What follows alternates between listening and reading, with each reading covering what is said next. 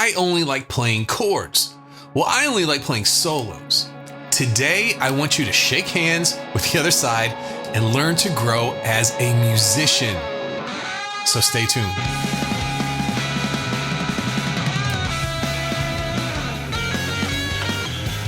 Hello and welcome, friends, to this episode of the Play Guitar Podcast. I'm Lee, and this is the podcast that's determined to make you a better guitar player. No matter if you're just starting out or you've been playing for years, this is the show that will help you become the guitarist that you always wanted to be. If you're new here, make sure that you subscribe to the podcast and check out the description for all of the links from the show. How are you doing today? I hope you're doing good. This is the holiday season. It's my favorite time of the year. I guess I gravitate like most people do, from pure stress to pure enjoyment and back and forth all the time. But I'm enjoying today. We're getting closer to the holidays. It's a lot of fun for me. I want to talk about one of the things that I do other than the podcast, and that is coaching. I get together with folks from all over the world. We have a little Zoom type call, and I get to the bottom of the problems that they're having and help them set a course forward. I love that. I love getting to know new coaching students. And each time we get together, I have some canned questions, some stock questions that I ask. All of them. They help me get to the bottom to some things really quickly. And one of those questions that I ask each time is, if you were to be my student for a year, what would have to happen for you to be happy? This one there's by far the most common answer to this one is to be able to feel confident playing with other people in different situations. To know that you're skilled enough to handle a musical situation that you're going into, that you can play along, right? That you are going to be able to contribute something to that and feel calm about it. And that's great. That's by far, hands down, the one I get all the time. But then I go to another part of it. I start to get into their history with the guitar. And this is different. This is usually polarized. You're in one or two different camps. Either you're all rhythm or all lead. I see it all the time. And usually, no matter which side you're on, you're at an impasse with your progress. All I've been doing is learning lead guitar stuff, but I'm not really sure what I'm doing. All I've been doing is learning rhythms and from song to songs, but I can't get any farther. Of course, you could always grab another tab, learn another song, but where most get stuck is when they need to move forward and they need to understand what they're doing and they just don't have those skills. So what my goal today is I want you to get excited about learning on the other side. I don't know if you're a rhythm person or you're a lead person, but I want you to start shaking hands with the other side. That's my goal. And I want to encourage you that this is something you can do well, and you can have fun doing it. And it's going to be really fun when you see yourself going up the ladder of your musicianship.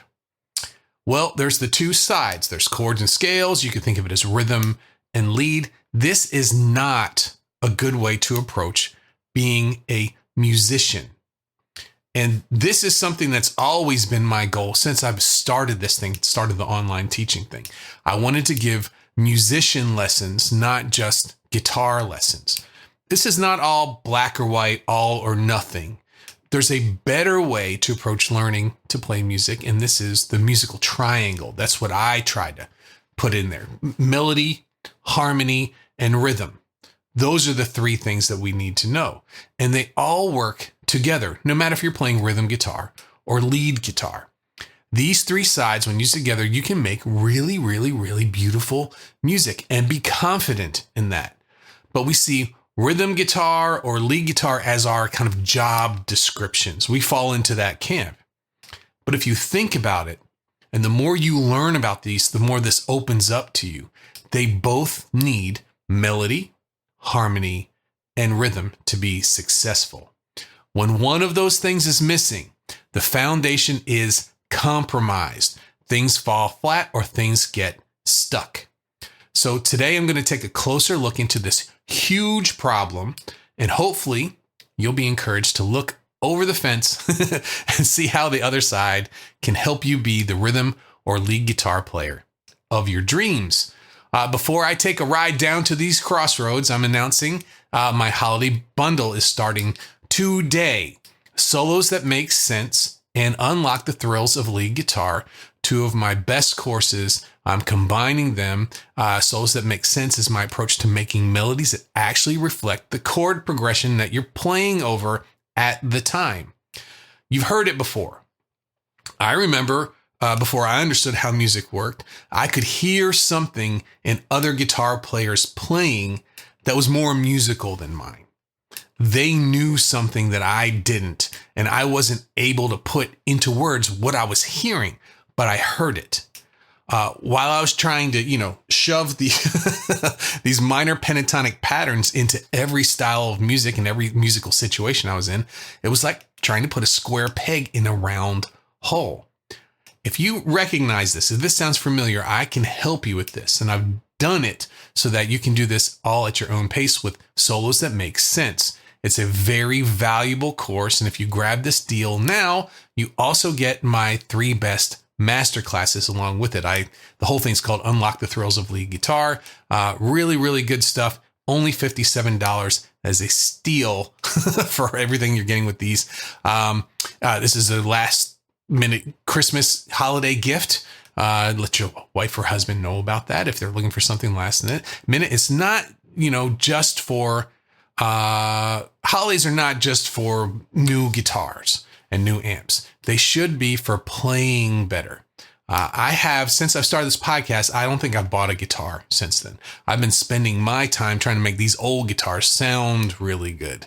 And so why don't you join me with that and build your musicianship up a level with this bundle. Okay, let's get back to the crossroads here.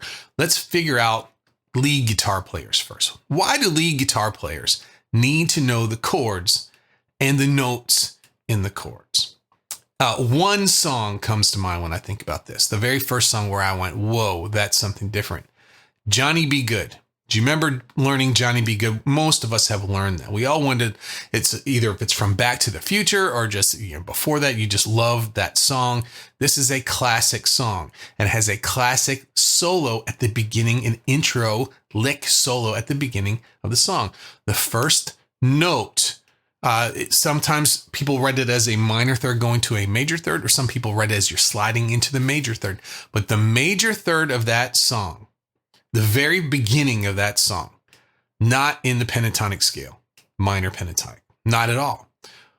This is one of the greatest licks of all time, and it would not gain any attention if it was just straight minor pentatonic.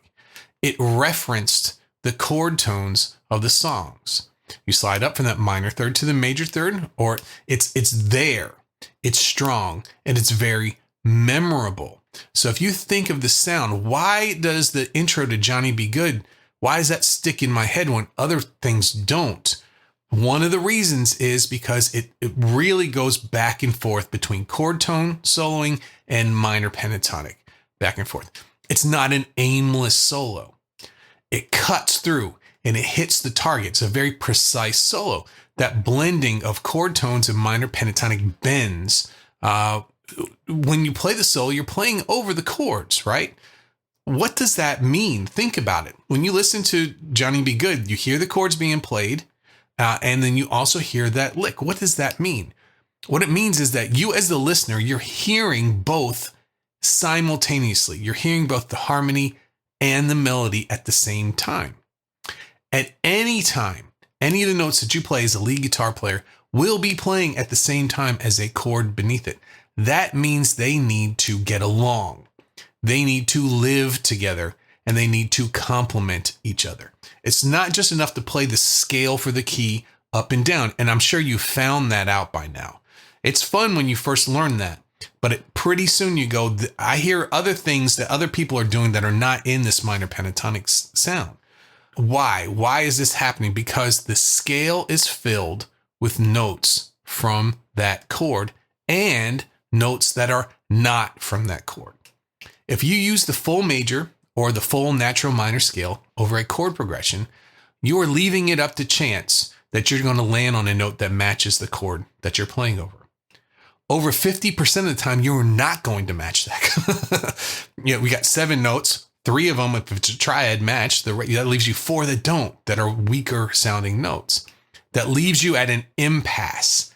This tried and true system that you learned from YouTube, most likely, of finding the key and then playing the appropriate scale, that only works part-time. What do you need to do to make sure you're not playing weak, sour notes by accident? What can you do to figure this out? Learn how harmony works, how chords work. Then you're going to be able to match or decide to not match the chord progression when you want to.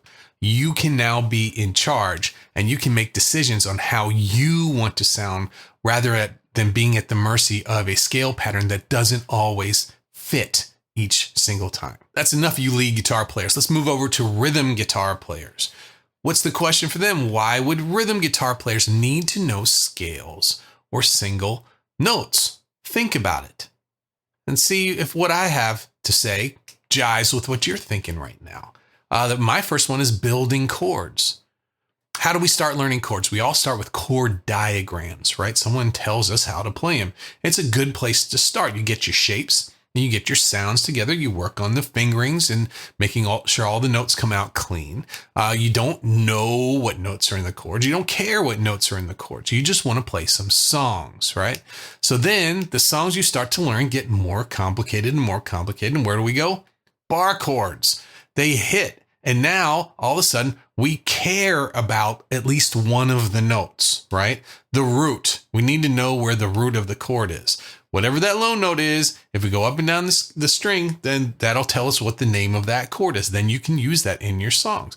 Most people learn the notes on the low string, sometimes even the A string, so you can place these bar chords correctly.